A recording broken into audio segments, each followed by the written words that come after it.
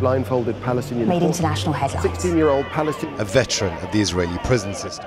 You've probably seen these two Palestinian teenagers all over the news. But what about these? Last year, 1,467 Palestinian minors were arrested. And children's rights organizations say between 500 and 700 Palestinian kids are prosecuted in Israeli military courts every year. So how does child detention in the occupied West Bank work? Well, it starts with the arrests. The occupied West Bank, except for East Jerusalem, is under Israeli military law. That means that Palestinians as young as 12 years old can be arrested if they're suspected of punishable acts. The most common one is stone throwing. It carries a maximum penalty of 20 years in prison. Now, a lot of these arrests happen in night raids. Several human and children's rights organizations have reported handcuffs, blindfolds, and physical and verbal abuse of kids during their arrests. He's gonna go with me and he's gonna be tied up all night and he's gonna get punished and you're gonna need to pay to take him back. It's a method to terrorize the youth and to make sure that that sort of system of control is asserted on people at a young age. Because for most of the children that they arrest, they're not planning on pressing charges or they're not planning on taking it any further than that initial sort of detainment period. And once a child is arrested, they're taken to interrogation. According to Israeli military orders, kids have some rights during arrest. Their parents must know where they're being taken, the child has the right to a lawyer, and the interrogation must be filmed. But that's not always the case. Most parents don't know why their child is being taken or where they're going. Lots of kids don't see a lawyer until they're taken to court. For 16 and 17-year-olds like Ahed and Fawzi, that can take up to 4 days. And interviews are rarely recorded.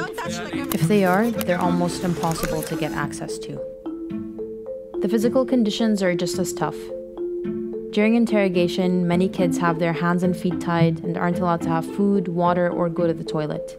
Physical and verbal abuse, sleep deprivation, humiliation, threats of sexual assault, and threats against the child's family have also been reported.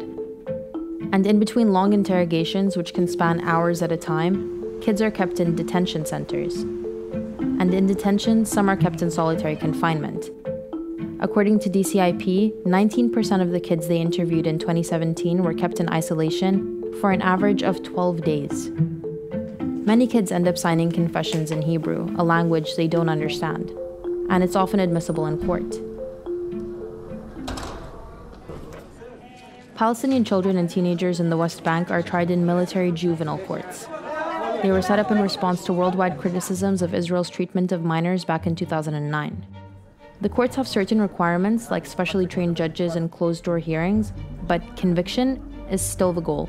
The juvenile court provides no extra measure of justice and provides no extra concern for the child. It doesn't provide social workers, it doesn't look to rehabilitation as most juvenile courts should. It simply is a different court.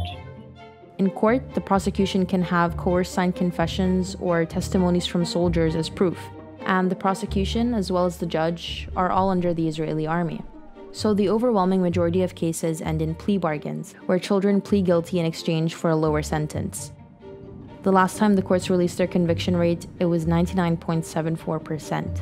The notion of justice is missing, and that's because of the simple fact that the body is responsible for the arrest is related to the body that's responsible for interrogation with the children and eventually with the body that asks for the convictions. All of these faces are different faces of the same coin. And once a plea bargain is taken, the kids are sentenced. Under Israeli military law, 16 and 17-year-olds like Ahed are considered adults, so they're sentenced like adults too. Ahed could be facing up to 10 years in jail. As for the prisons themselves, 2 out of the 3 prisons where Palestinian children serve time are in Israeli territory, which is a violation of the 4th Geneva Convention. Keeping kids outside the occupied West Bank means that family visits are difficult and rare. Family members have to first apply for entry permits to Israel, which can take months to process, if they're even approved. And the kids aren't just without family contact. their studies are being disrupted too.